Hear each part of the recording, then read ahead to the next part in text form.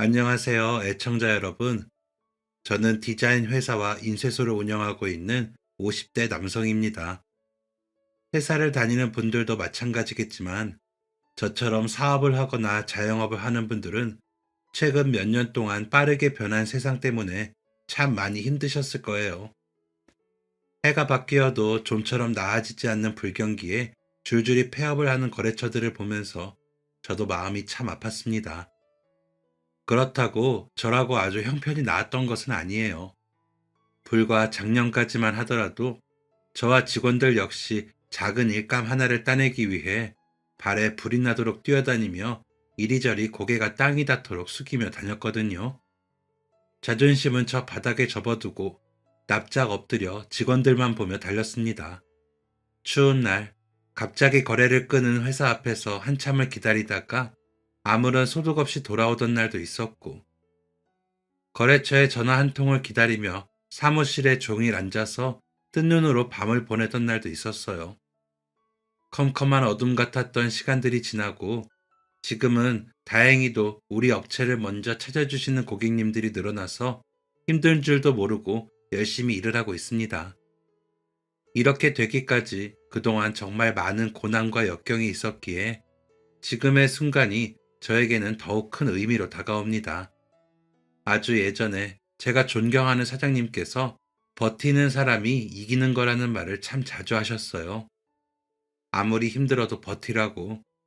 그러다 보면 그 끝에 새로운 기회가 찾아온다고요. 제가 젊었을 때는 그 말이 쉽게 와닿지 않았는데요.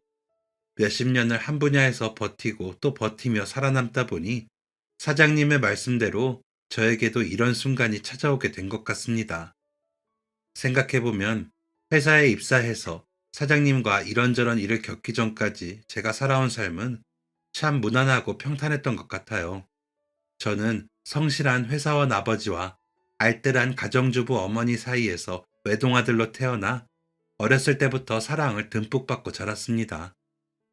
웃음이 많고 다정한 어머니와 겉으론 엄격했지만 사실 마음만큼은 누구보다 따뜻한 아버지 품에서 보호받으며 남부럽지 않게 지냈죠. 어렸을 때는 또래 친구들과 어울려 다니며 오늘은 또 뭘 하고 놀면 좋을지 생각하는 것이 저에게 있어 가장 큰 고민이었어요. 세월이 흘러 이 나이가 되고 보니 어렸을 때 아무런 걱정 없이 마음 편하게 지낼 수 있다는 것이 얼마나 큰 행운이자 복인지 마음 깊이 알게 되었습니다. 철이 바뀌면 새 옷을 사입고 다니고 싶은 학원을 다니고 용돈을 받아 군것질을 하고 저에게는 너무나 평범하고 당연했던 일들이 누군가가 간절히 꿈꾸는 삶이라는 것을 알게 되면서 아무런 걱정 없이 일상을 누리게 해주신 부모님이 참 감사하게 느껴졌어요. 저도 나중에 어른이 되어 결혼을 하고 자식을 낳는다면 꼭 우리 부모님처럼 든든한 기둥이 되어야겠다고 생각했습니다.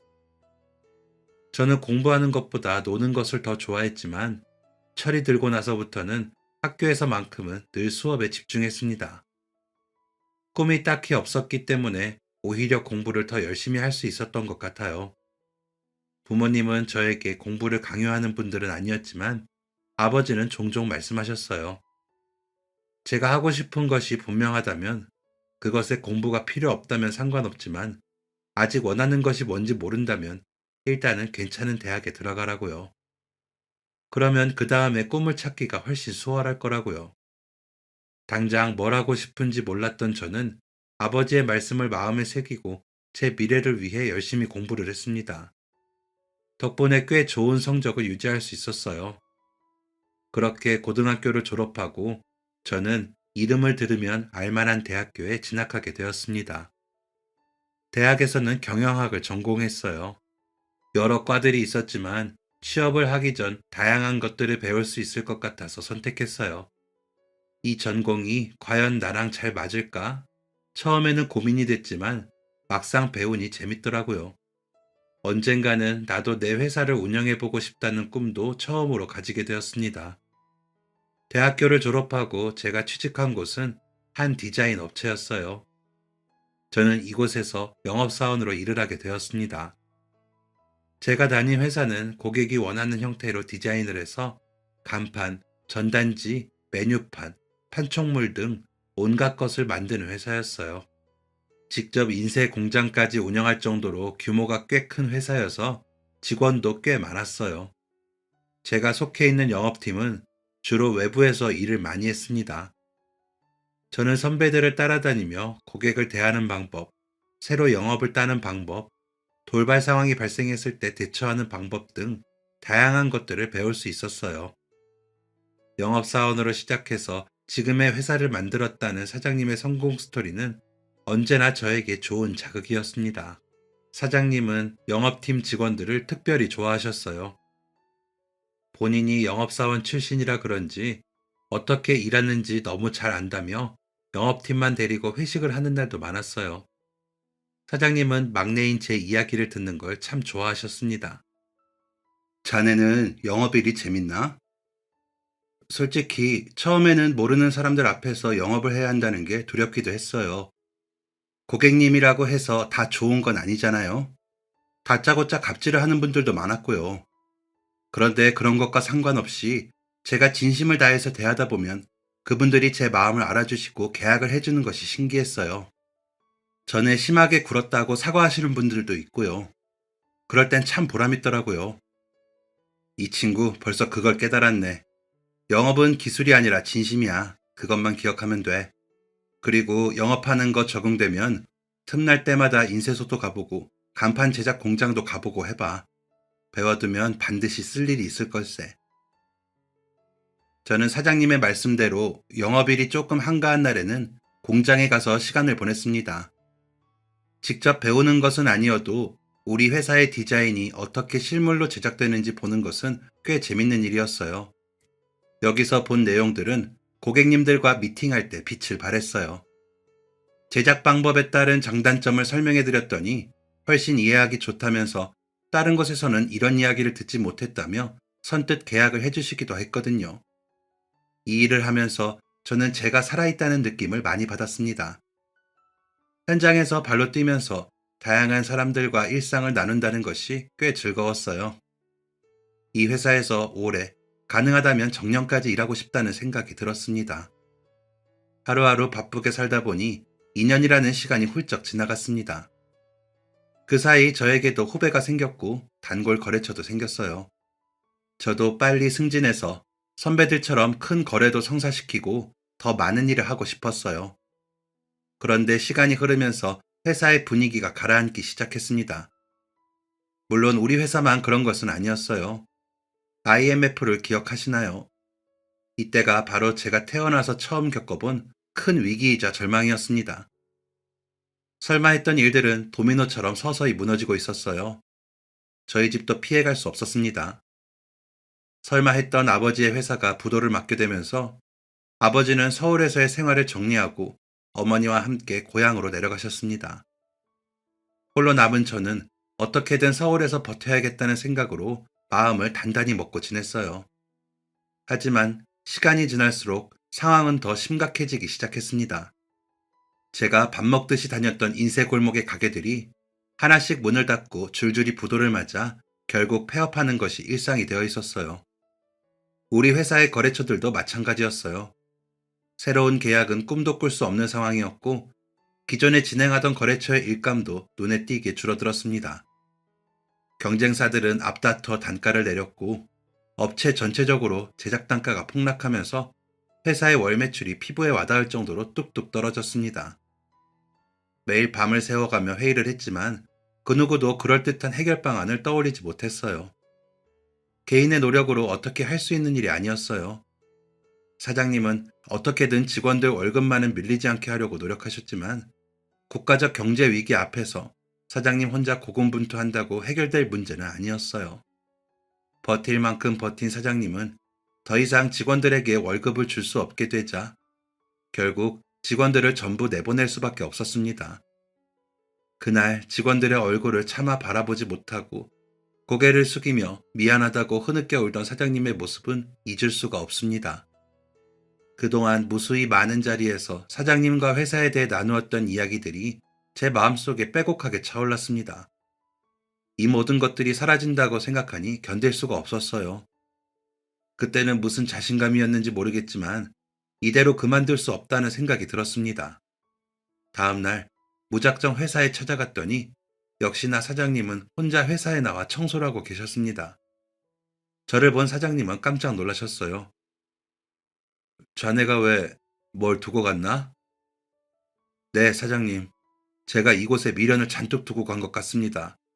포기하려니 제 마음이 허락하질 않아서요. 자네 마음은 나도 잘 알고 있네. 나라고 쉬웠겠나? 그런데 어쩌겠어. 지금 상황이 이런 것을. 직원들 월급도 못 주는 사장이 무슨 염치로 회사를 지키겠나? 사장님, 저에게 딱 일주일만 시간을 주세요. 일주일 뒤에 결정해도 늦지 않잖아요. 네? 사장님이 말씀하셨죠. 영업은 진심이라고요. 제가 그 진심 보여드릴게요. 다시 생각해도 무슨 패기였는지 잔뜩 기압이 올라간 저는 일주일 안에 뭔가를 보여주겠다며 사장님에게 호언장담을 했습니다.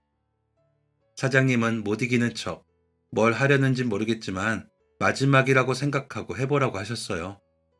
저에게 주어진 시간은 일주일, 생각보다 짧은 시간이었습니다. 저는 무작정 동네 마트부터 돌면서 영업을 시작했어요. 마트 역시 어렵긴 마찬가지였지만 손님들에게 홍보하기 위한 전단지는 주기적으로 만들어야 하니까요. 마트도 직원을 줄여 사람은 없는데 일은 넘쳐나는 상황이었습니다. 그 모습을 보고만 있을 수는 없어서 저는 물건 진열도 돕고 주차 정리를 돕고 영업이 끝나면 청소도 나서서 했어요. 마트, 미용실, 세탁소, 식당, 눈에 보이는 곳은 무작정 찾아갔습니다. 처음에는 부담스럽다며 저를 쫓으려던 사장님들도 싫은 표정 하나 없이 성실하게 돕는 제 모습에 조금씩 마음을 열었습니다. 그렇게 일주일 동안 성사시킨 거래가 총 4건이었어요. 당시 일주일에 한 건도 못할 때가 많았는데 그걸 생각하면 정말 놀랄만한 기록이었죠. 약속대로 일주일 뒤 저는 사장님에게 이 소식을 전했고 사장님은 믿을 수 없다는 듯 저를 바라보셨습니다. 솔직히 말하면 자네가 오지 않을 거라고 생각했어. 진작 포기하고 떠났을 거라고 생각했는데 제가 믿어달라고 말씀드렸잖아요. 물론 그동안 회사에서 주력으로 하던 일과는 비교할 수 없이 적은 일이에요. 그래도 이렇게 작은 일이라도 하면서 버티다 보면 다시 예전처럼 되는 날이 오지 않을까요? 사원인 자네도 회사를 살려보겠다고 이렇게 노력하는데 사장인 내가 더 크게 실패하는 것이 두려워서 쉽게 포기했던 것 같아 부끄럽네만.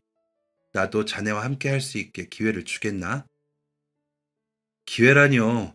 기회는 사장님이 저에게 주신 거죠. 사장님, 우리 처음부터 다시 해봐요. 전 아직 사장님한테 배울 게 많아요. 그러니까 같이 버티면서 견뎌내요.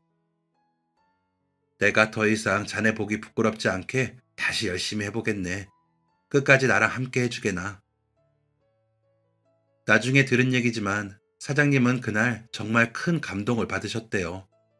밤낮 없이 발로 뛰어다니며 어떻게든 영업을 하려는 제 모습을 보면서 자신의 옛날이 떠올랐다면서요. 그래서 저를 위해서라도 반드시 다시 일어나야겠다는 다짐을 하셨다고 했습니다. 그날부터 사장님과 저는 잔뜩 기압이 들어간 상태로 회사를 일으키기 위한 노력을 시작했습니다. 그 전에 디자이너가 필요한 상황이었어요. 제가 일감을 따와도 디자인할 사람이 없으면 아무 소용이 없거든요. 누구에게 연락을 할까 고민했던 사장님은 저보다 나이는 어리지만 직급이 높은 디자인팀 대리님에게 연락을 하셨습니다. 현실적으로 줄 수 있는 월급을 고려해서 내린 결정이었어요. 하지만 워낙 디자인 일을 잘한다고 알고 있어서 걱정보다는 든든한 마음이 컸습니다. 사장님은 저와 대리님에게 과장 직함이 적힌 명함을 주시면서 이 명함이 다 없어질 때까지만 정말 최선을 다해보자는 말씀을 하셨습니다. 그날부터 사장님과 디자인 과장님, 저, 이렇게 우리 세 사람은 똘똘 뭉쳐 회사를 위해 달렸습니다. 도원결의에 맞먹는 의지를 다지고 전쟁터에 나가는 것처럼 비장하게 일을 시작했지만 막상 맡게 되는 일들은 대부분 소소한 것들이었어요. 예전에 맡았던 일들에 비하면 별 볼 일 없는 일이었지만 우리는 어느 하나도 대충 하지 않았습니다. 작은 전단지 하나를 만들 때도 어떻게 하면 글씨가 더 잘 보일지, 어떻게 디자인을 해서 어떻게 배치를 하면 고객님들의 눈에 더 띌 수 있을지 매일 모여서 연구했고 항상 최선의 결과물을 내기 위해 노력했습니다. 그렇게 하다 보니 한 건이 두 건이 됐고 두 건이 세 건이 되었어요. 우리의 결과물이 너무 마음에 든다면서 다른 거래처를 연결해 주시는 분들도 많았기 때문에 힘든 상황에서도 으쌰으쌰 서로를 응원하며 회사를 유지해 나갈 수 있었습니다. 그렇게 몇 년이 흘렀습니다. 꽁꽁 얼어붙은 날씨 같았던 상황들도 조금씩 풀리기 시작했습니다. 그 사이 저는 저와 함께 힘든 시기를 보낸 디자이너와 결혼을 하게 되었어요. 사장님은 우리의 결혼식에 주례까지 서주실 정도로 우리 부부를 각별하게 아꼈습니다. 그동안 정말 많은 일을 겪으면서 우리는 그 누구보다 끈끈한 가족이 되었습니다. 그 시기에 조금씩 경기가 회복되었던 덕도 있었겠지만 우리가 결혼을 하면서 좋은 기운이 생긴 건지 회사도 전보다 훨씬 잘 되고 있었어요. 기존 고객들은 주기적으로 꾸준히 우리 회사를 찾았고 새로 생긴 거래처들도 점점 늘어갔습니다. 덕분에 직원도 몇 명 새로 뽑을 정도로 회사는 바쁘게 돌아갔습니다. 직원이 들어오면서 저와 아내도 부장으로 승진을 했어요. 완전한 전성기 때만큼은 아니었지만 어려울 때 더 탄탄하게 내실을 다진 덕분에 분야도 점차 확장해 나갈 수 있었어요. 몇 년 동안 성실하게 노력한 것들이 좋은 결과로 돌아오는 것 같아 행복했습니다. 그때 제 선택이 틀리지 않았다는 것이 증명되는 것 같아서 뿌듯했어요. 만약 똑같은 위기가 다시 찾아온다고 해도 절대 무너지지 않을 자신이 있었습니다. 그런데 이제야 두 발 뻗고 편하게 잘 수 있겠구나 싶던 어느 날 사장님이 뜻밖의 이야기를 꺼내셨습니다. 오 부장, 나는 이제 물러나려고 해. 네? 갑자기 그게 무슨 말씀이세요? 사장님이 안 계시면 회사는 어떡하라고요? 우리 회사 이제야 제대로 돌아가고 있는데 물러나시다니요. 자네랑 윤 부장이 있지 않은가? 지금까지 두 사람 덕분에 이렇게 잘 됐는데 뭘 어떡해? 부장이 둘씩이나 있는데 하던 대로 하면 되지. 아이 참, 부장은 그냥 명함 때문에 그렇게 한 거죠. 사장님한테 아직 배울 게 얼마나 많은데 갑자기 왜 그러시는 거예요? 무슨 일 있으세요? 제 말에 사장님은 잔기침을 쏟아내며 말씀하셨어요. 사장님이 원래부터 기관지가 많이 약해서 병원에 다니고 있었는데 요즘 들어 증상이 너무 심해졌다고요. 병원에서는 더 큰 병으로 번지기 전에 관리를 열심히 해야 한다고 했는데 공장이며 거래처며 다니다 보니 그러기가 쉽지 않았다고요. 그동안은 때가 아닌 것 같아 참았지만 이제는 회사가 안정권에 들어섰고 거래처도 꾸준히 늘고 있으니 그만 자신은 빠져도 될 것 같다는 말씀을 하셨습니다. 그러면서 제가 본격적으로 회사를 맡아서 잘 운영해 주었으면 좋다고 하셨어요. 생각지도 못한 일이라 얼떨떨했습니다. 아무리 그래도 이렇게 갑자기 나는 이미 회사를 한번 접었던 그때 결심했던 일이었어. 자네가 워낙 열정이 넘쳐서 여기까지 온 거지. 회사에 있는 젊은 친구들과 함께 잘해보게. 자네라면 분명 우리 회사를 예전보다 더 크게 키울 수 있을 거야. 나도 이제는 공기 좋은 곳에서 집사람이랑 편하게 보내고 싶으니까 좀 놔주게. 장난스럽게 말씀하셨지만 사장님의 눈빛은 진지했습니다. 사장님은 제가 어떤 선택을 하든 본인의 결정은 끝낸 상태였고 남은 것은 제가 어떻게 하느냐에 달려 있었어요. 물론 언젠가는 내 회사를 운영하고 싶다는 꿈을 마음에 품고 있었지만 이렇게 갑작스러운 때에 생각지도 못한 제안이 올 거라고는 예상하지 못했거든요. 사장님한테는 며칠만 생각할 시간을 달라고 말씀드리고 일단 그 자리는 마무리가 되었어요. 아내와 함께 퇴근 후 집에서 밥을 먹다가 아내에게 오늘 사장님과 있었던 일에 대해 이야기했습니다. 진지한 표정으로 이야기를 듣던 아내는 의외로 간단하게 이야기했어요. 모든 일에 타이밍이 있다면 당신이 회사를 운영하는 꿈을 이룰 타이밍은 지금이 아닐까? 그동안 잘해왔잖아. 조금 더 자신을 믿어보는 게 어때? 아내의 말을 듣는 순간 안개로 가득 찬 것 같았던 머릿속이 선명해졌습니다. 힘들었던 순간도 맨몸 하나로 버티며 여기까지 왔는데 저라고 못할 것도 없다는 자신감이 마구 솟구쳤어요.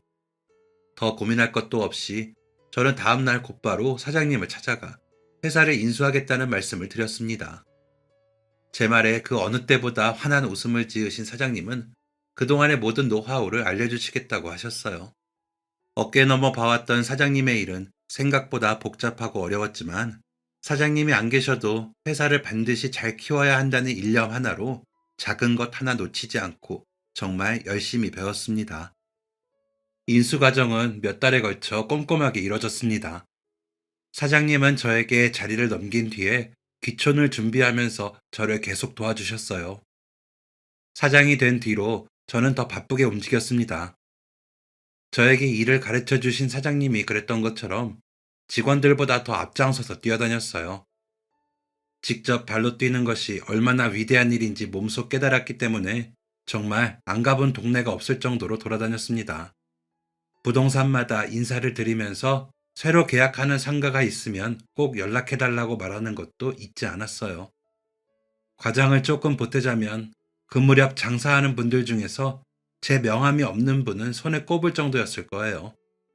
그 정도로 저는 치열했고 매 순간 간절했습니다. 직원들에게도 항상 진심을 강조했어요. 내가 할 수 있는 일이라면 앞뒤 가리지 말고 나서서 도우라는 말도 빼먹지 않았습니다. 사장님이 저에게 알려주신 귀한 가르침을 저도 직원들에게 아낌없이 나누었습니다. 이런 노력은 거래 성사라는 큰 선물로 돌아왔습니다. 모든 작업물을 정리해서 회사의 홈페이지에 올리는 일도 게을리하지 않았어요. 발로 뛰지 못하는 먼 곳에서도 우리 회사의 작업물을 보고 우리가 얼마나 정성으로 진심으로 일했는지 알 수 있게끔 업로드하는 사진 하나, 글씨 하나도 대충 올리는 법이 없었어요. 정성과 진심, 그리고 확실, 이 세 단어를 무기로 직원들 모두 자기 일처럼 열심히 했습니다. 덕분에 한 번 의뢰했던 고객님들은 대부분 다시 연락을 주셨어요. 그리고 주변에도 열심히 홍보를 해주셨죠. 한 번은 제가 늘 방문하던 시장에서 생선을 팔던 상인분에게 연락이 왔어요. 생선 팔아서 드디어 건물을 세우게 되었다고요. 그동안 제가 얼음도 날라주고 바쁠 때 손도 보태줘서 너무 고마웠다며 건물에 들어가는 간판을 저에게 부탁하고 싶다고 말씀하셨습니다. 그 이야기를 듣는데 온몸에 전율이 흘렀습니다.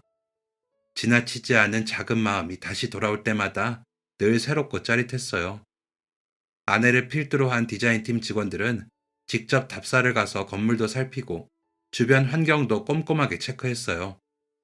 며칠을 매달린 끝에 건물주의 요구사항까지 최대한 반영해서 디자인을 완성했습니다. 시안을 본 상인분은 박수까지 치면서 좋아하셨어요. 너무 세련되고 예쁘네요. 사장님한테 맡긴 거라 더 볼 것도 없지만 생각보다 더 멋있어요. 생선 팔던 아줌마가 이렇게 멋진 건물의 주인이라고 누가 생각이나 하겠어요? 어쩜 이렇게 건물이랑 잘 어울릴까? 칭찬 감사합니다. 저희 디자인팀 식구들이 며칠 동안 건물 앞에서 이리저리 구상하느라 애 많이 썼어요. 주변 건물 중에서 가장 분위기 있을 거예요. 그러니까요. 간판이 뭐 그리 크게 차이가 날까 싶었는데 차이가 나네요. 사장님, 항상 자기 일처럼 일해줘서 고마워요. 생선가게 사장님 건물의 간판 작업을 시작으로 비슷한 작업을 의뢰하는 고객님들이 줄을 잇기 시작했습니다.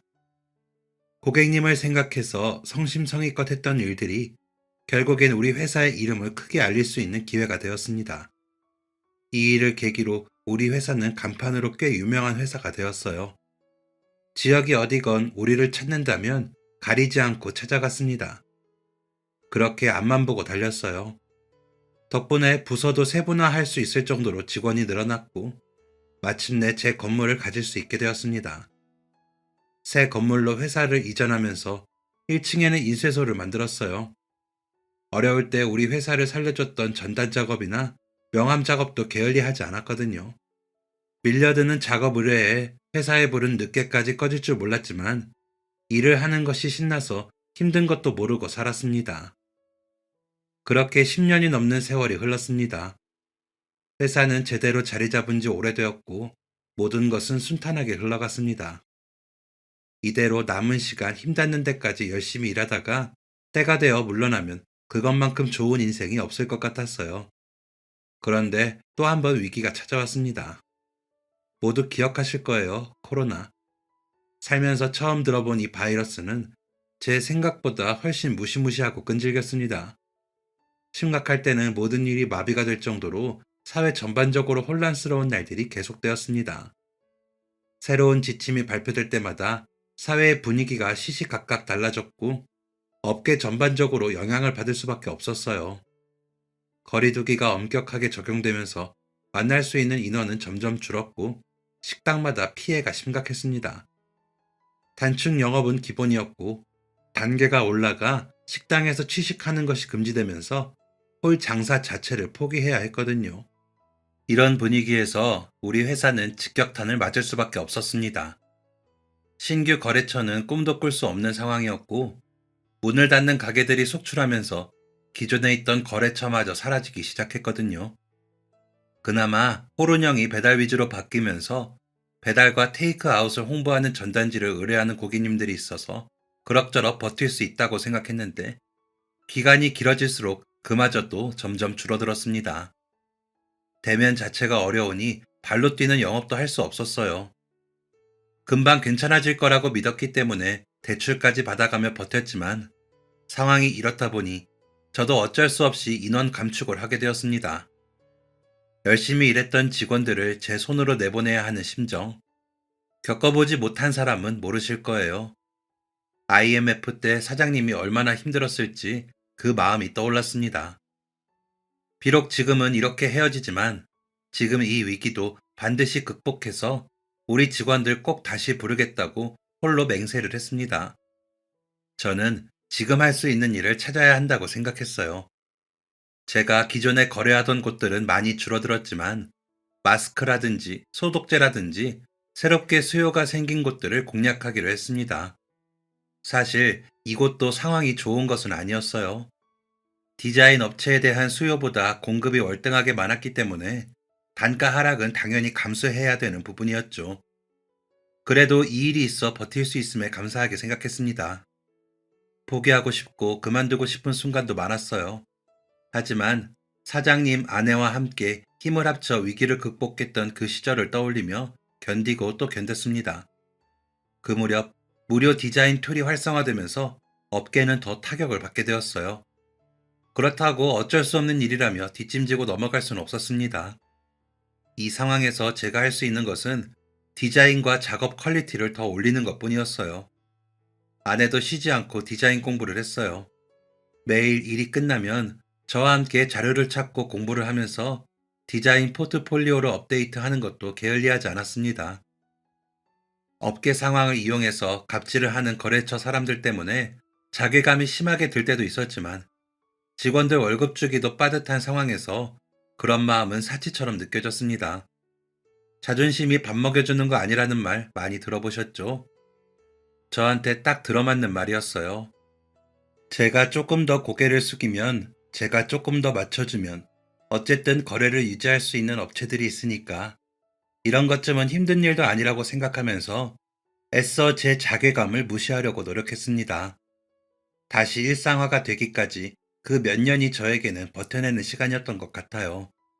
사실상 바이러스 종식이 선언되고 조금씩 일상을 되찾아가면서 제 마음속에도 희망이 피어나기 시작했습니다. 과거에 그랬듯 이 기회를 놓치지 않고 붙잡아 일어날 수 있을 거라고 생각했어요. 그런데 세월이 흐른 만큼 상황도 많이 달라져 있었습니다. 종식이 된 이후에도 홀 장사를 하지 않고 배달만 전문으로 하는 가게들이 늘어났고 한번 얼어붙은 소비 심리는 쉽사리 깨어지지 않았어요. 당장의 오프라인 홍보 자체가 줄어들면서 상업 인쇄 시장 자체의 회복이 쉽지 않았습니다. 이번 달도 쉽지 않네. 언제쯤 좋아지려나. 상황이 너무 빠르게 바뀌고 있잖아. 다들 적응할 시간이 필요하겠지. 여보, 조금만 더 힘내자. 분명 이번만 지나면 예전보다 더 괜찮아질 거야. 그렇겠지? 그때처럼 우리 다시 일어날 수 있겠지? 아내에게는 금방 괜찮아질 거라고, 나아질 거라고 말했지만 사실 저도 장담할 수 없었어요. 나날이 줄고 있는 종이 전단지를 대체하기 위해 디지털 사업에 집중했지만 시장의 크기 자체가 줄어서 예전만큼의 수입은 기대하기 어려웠거든요. 그나마 지금까지 우리 회사가 유지될 수 있었던 건 제가 사장님에게 배운 오랜 노하우 덕분이었습니다. 관련 업체들이 줄줄이 폐업을 하던 상황에서도 지금까지 회사를 유지할 수 있다는 사실 자체로 감사하게 생각하기로 했어요. 다행히 해가 바뀌면서 실제로 상황이 점차 나아지기 시작했습니다. 새로 문을 여는 가게들이 생겼고, 다시 장사를 시작하는 예전 고객님들이 잊지 않고 저를 찾아주셔서 오랜만에 우리 회사에도 생기가 돌았어요. 덕분에 다른 일을 하며 버티고 있던 예전 직원들 몇 명도 회사에 돌아올 수 있었습니다. 시간이 걸렸지만 다시 돌아올 수 있는 자리를 만들겠다는 약속을 적게나마 지킬 수 있어서 정말 다행이었어요. 다시 모인 직원들과 매일 파이팅을 외치며 우리는 각자의 자리에서 역할을 다하기 위해 노력했습니다. 그날도 그런 하루였어요. 직원들은 출근해서 각자 바쁘게 일을 했고, 저와 영업부장은 거래처 미팅이 있어서 외부로 나왔습니다. 그 거래처는 우리 회사 입장에서는 가장 중요한 고객이기도 했습니다. 회사가 가장 어려웠을 때 정말 어렵게 거래를 진행했던 큰 회사였고, 덕분에 다시 일어날 힘을 모을 수 있었거든요. 당시에는 유일한 동아줄이었지만 그만큼 어렵고 버거운 상대이기도 했습니다. 미팅을 할 때마다 거래처의 무리한 요구는 늘 감당하기 힘든 골칫덩이였어요. 자신들의 위치를 알아서인지 갑질은 또 얼마나 심한지 몰라요. 온갖 비위 맞춰가며 겨우 미팅을 잡았건만 시작부터 무리한 단가 요구를 하지 않나, 멀쩡한 디자인을 보고 트집을 잡질 않나, 다른 회사와 비교를 하질 않나, 계속 말까지 바꾸는 탓에 몸도 마음도 너덜너덜해지는 기분이었습니다. 그래도 어쩌겠습니까? 아쉬운 사람이 숙여야죠. 결국 거래처에서 요구한 대부분의 것들을 우리 회사가 떠안기로 하고 미팅을 마무리했습니다. 미팅이 끝나고 나니 속이 쓰렸어요. 시계를 보니 점심시간이 훌쩍 지나 있었습니다. 김 부장, 밥이나 먹고 들어갈까? 이 근처는 지금 시간이면 대부분 브레이크 타임일 거예요. 사무실 근처로 가시죠. 배가 고파서 속이 쓰린 건지, 속이 상해서 쓰린 건지 알 수 없었지만, 당장 뭐라도 채워넣고 싶은 마음이었습니다. 회사에 도착해서 자연스럽게 회사 맞은편의 식당으로 향했어요. 원래 불고기 전골을 파는 식당인데, 점심에는 찌개류를 팔아서 회사 직원들과 종종 가는 곳이거든요. 식당 사장님이 개업하면서 우리 회사의 홍보 전단을 맡겼기 때문에 그 후로 안면 트면서 제법 친하게 지내는 곳이었죠. 식당 문을 열고 들어가니 깜짝 놀랄 풍경이 눈앞에 펼쳐졌습니다. 식당에 있는 6개의 테이블 위에 빼곡히 음식이 세팅되어 있었거든요. 어, 김 사장님, 오늘 뭐 예약 손님 있어요? 점심 안 되죠? 지금 점심이 문제가 아니에요. 이걸 다 어째? 왜 그래요? 왜 울려고 하세요? 무슨 일 있어요? 제가 말을 걸자 잔뜩 울상이 된 사장님은 정말 화가 나는 이야기를 꺼내셨습니다. 일주일 전 처음 보는 손님이 점심 모임을 사장님네 식당에서 하고 싶다며 불고기 전골을 총 20인분을 예약했대요. 중요한 모임인데 동네 맛집이라고 소개를 받았으니 특별히 신경 써 달라면서요. 그 예약을 받는데 사장님은 정말 오랜만에 횡재한 기분이었대요. 점심에 저녁 메인 메뉴를 판매하는 일도 거의 없는데 심지어 20인이라니. 그때까지만 해도 잔뜩 신나서 콧노래가 절로 나왔다고 하셨습니다. 어제 내가 분명히 확인 전화를 했거든요. 틀림없이 12시 30분까지 오겠대요. 그러면서 바로 먹을 수 있게 미리 다 준비해달라고 해서 걱정 말라고 하고 끊었죠. 20인상을 한 번에 차려야 되고 중간중간 서빙도 해야 되니까 급하게 저녁 알바하는 친구까지 불러서 오늘 아침부터 신나게 준비를 했는데 아직도 안 왔어요. 아침에는 전화했을 때는 신호가 가길래 문자를 남겼죠. 시간 맞춰서 잘해놓을 테니 조심히 오시라고. 다 차려놓고 기다렸는데 지금은 전화기도 꺼져 있어요. 네? 무슨 그런 예약금은요? 받으셨죠? 아니요. 사실 우리가 동네 장사인데 예약금 얘기하면 기분 나쁘다고 취소하는 사람들이 가끔 있거든요. 손님 놓칠까봐 마음이 급해서 예약금 얘기는 꺼내지도 못했어요. 저에게 말을 하는 순간에도 사장님은 받지 않는 누군가에게 계속해서 전화를 걸고 있었습니다. 상에 올린 음식을 어떻게 다시 쓰냐고.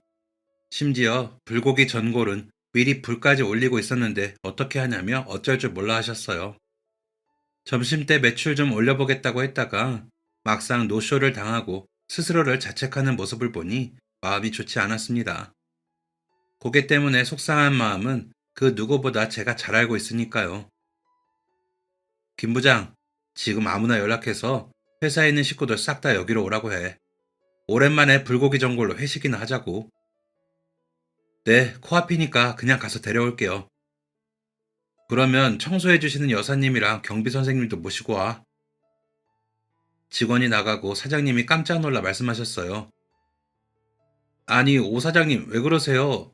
괜찮아요. 내가 실수한 건데, 이거 다 식은 걸 어떻게 드려. 식사 때도 지나서 다들 식사도 하셨을 텐데. 사장님, 우리 회사 식구들 먹성 몰라요? 불고기야 데우면 그만이고, 반찬은 원래 차가운데요, 뭐. 마침 다 같이 밥이나 먹어야겠다고 생각했는데, 내친 김에 오늘 하는 거죠. 여기 불고기가 얼마나 맛있는데, 노쇼한 사람들 진짜 바보다. 전골에 불 좀 다시 올려주세요. 저는 사장님과 함께 테이블 위에 올려져 있는 전골 냄비에 다시 불을 켜고 자리를 잡고 앉았습니다.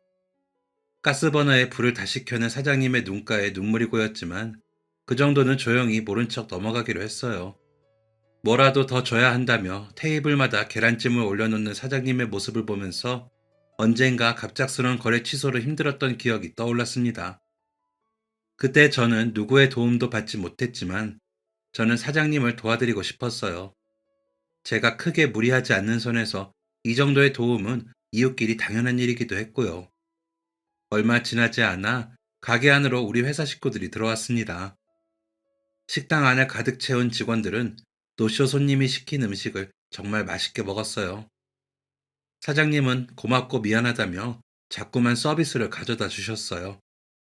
갑작스럽게 가지게 된 자리였지만 오랜만에 즐거워하는 직원들의 얼굴을 보니 낮에 있었던 일들도 아무렇지 않게 느껴지면서 저도 정말 편하게 식사를 즐길 수 있었습니다.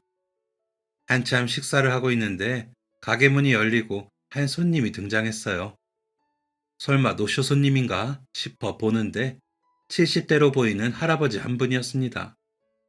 할아버지는 시끌벅적한 식당의 분위기에 깜짝 놀라며 이 시간에 무슨 손님이 그렇게 많냐고 사장님에게 묻는 것 같았어요.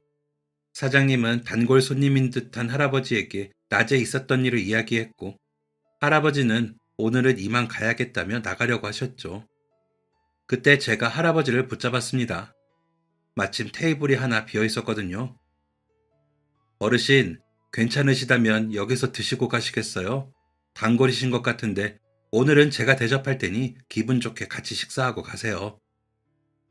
제 말에 할아버지는 고맙다는 인사를 남기고 테이블에 앉으셨습니다.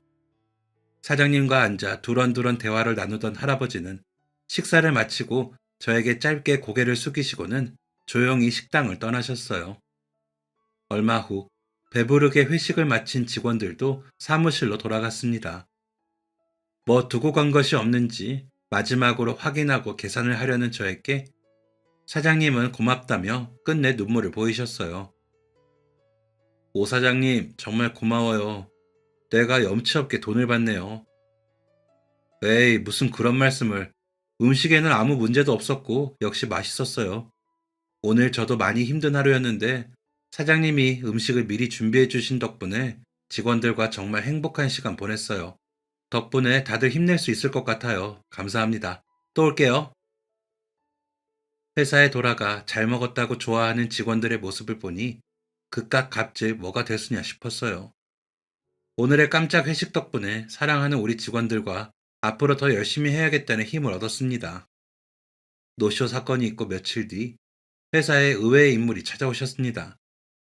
그때 식당에 홀로 찾아오셨던 할아버지였어요. 반가운 마음에 저는 할아버지를 미팅룸으로 모셨어요. 제가 건넨 따뜻한 차를 마시던 할아버지는 저에게 고맙다며 인사를 하셨습니다. 그때는 덕분에 참 잘 먹었어요. 아유, 무슨 말씀을요. 잘 드셨다니 다행이에요. 그런데 날씨도 추운데 여기까진 어쩐 일이세요? 내가 가게를 하나 하는데 간판이 너무 오래됐어요. 식당 김 사장이 그러는데 여기가 그런 거 만들어주는 데라면서요? 네, 맞아요. 정말 잘 오셨어요. 사실 저희가 간판 맛집이거든요. 제가 정말 멋있게 바꿔드릴게요, 어르신. 할아버지는 찍어온 간판과 건물 사진 몇 개를 보여주셨어요. 저는 주소를 받아서 직접 가보기로 했습니다. 작업 날짜와 비용 등 이것저것 설명을 드리고 이야기를 마무리하려는데 할아버지께서 대뜸 저에게 물으셨어요. 저기 김 사장 말로는 요즘 여기 회사도 그렇게 사정이 좋은 건 아니라던데 어찌 그리 선뜻 대신 팔아주겠다고 나섰소? 에이, 팔아주긴요. 마침 배가 너무 고팠고 직원들도 챙기고 싶었는데 기회가 생긴 거죠. 제가 무리하지 않는 선에서 남을 도울 수 있는 부분이 있다면 지나쳐선 안 된다고 배웠거든요. 그렇게 살려고 노력했고요. 그냥 평소대로 한 것뿐이에요. 요즘 시대에 흔치 않은 마음인데 덕분에 나도 한 수 배우고 갑니다. 할아버지께서 떠나고 직원들과 건물 답사도 가고 어울리는 디자인을 뽑으면서 성심껏 일을 했습니다. 비록 간판 하나였지만 짧은 인연도 기억하고 와주신 어르신이 고마워서 더 신경 써서 일을 했어요. 간판을 제작하는 모든 과정을 할아버지께 설명드리면서 만족스러워 하실 때까지 수정하고 보완했습니다. 간판을 무사히 달던 날, 할아버지는 간판 하나를 바꾸는데 이렇게 열심히 하는 사람은 처음 봤다며 너무 마음에 든다고 칭찬을 해주셨어요. 고객님들에게 이런 이야기를 들을 때마다 저는 자부심이 생기곤 합니다. 분명 저를 힘들게 하는 사람들도 많지만 실제로 현장에서 만나는 사람들은 더 따뜻하고 좋은 분들이 많아요. 이분들 덕분에 아직까지 일을 할 수 있는 거고요. 그로부터 며칠 뒤 할아버지께서 저에게 연락을 하셨어요. 주소를 보냈다고 하시면서 그 앞으로 좀 와달라고 하시더라고요. 마침 일이 없어서 할아버지가 보내주신 주소로 곧장 향했습니다. 주소지에 도착하니 할아버지께서 고개를 들어 한 건물을 바라보고 계셨어요. 어르신, 여기는 무슨 일로? 보자. 여기 간판이 10개가 넘는 것 같은데. 그러네요. 측면까지 하면 못해도 20개는 넘을 것 같은데요. 그래요? 여기 있는 간판 오 사장님이 싹 갈아줘 봐요. 네? 네? 제가요? 이걸 전부요? 깜짝 놀란 저를 바라보며 할아버지는 명함 한 장을 건네주셨습니다. 명함에는 할아버지의 존함과 함께 상인회 회장이라는 직함이 적혀 있었어요. 그리고 간판을 싹 갈아달라고 한 건물의 주인 역시 할아버지였고요.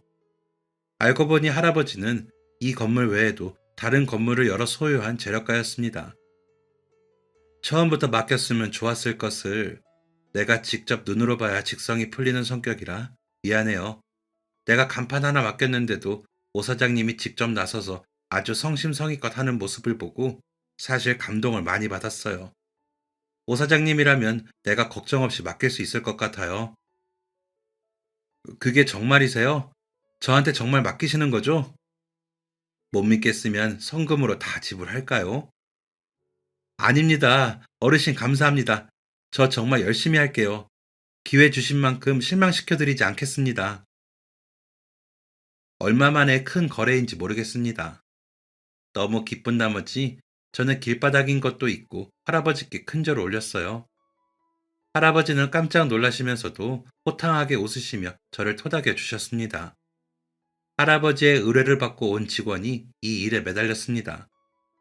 서로 아이디어를 공유하고 어떻게 하면 더 특별하게 만들 수 있을지 예전 생선가게 사장님의 건물에 간판을 올리던 날을 떠올리며 더 열심히 준비했습니다. 결과물은 대성공이었어요. 할아버지는 건물이 훨씬 좋아 보인다며 만족스러워 하셨고 매년 본인 소유의 다른 건물들도 저희에게 맡기겠다는 약속을 하셨어요. 그러면서 마당발답게 상인의 소속 사장님들에게 제 명함을 대신 돌리며 소개해 주셨고 덕분에 우리 회사만의 스타일이 담긴 간판은 점점 사람들에게 알려지면서 인정받게 되었습니다.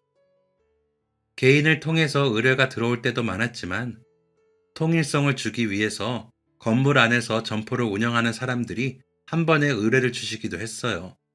덕분에 크고 작은 작업 의뢰가 끊이지 않았습니다. 간판이 잘 되면서 자연스럽게 점포 안에 있는 홍보 전단지의 작업을 맡게 되는 일도 늘어났어요.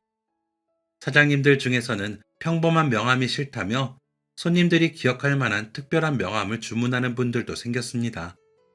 하나가 잘 되니 다른 곳에도 긍정적인 영향이 퍼졌어요. 이번엔 성공의 도미노가 출발한 것 같았습니다. 아내는 이 모든 작업물을 홈페이지에 업로드하는 일을 꾸준히 했습니다.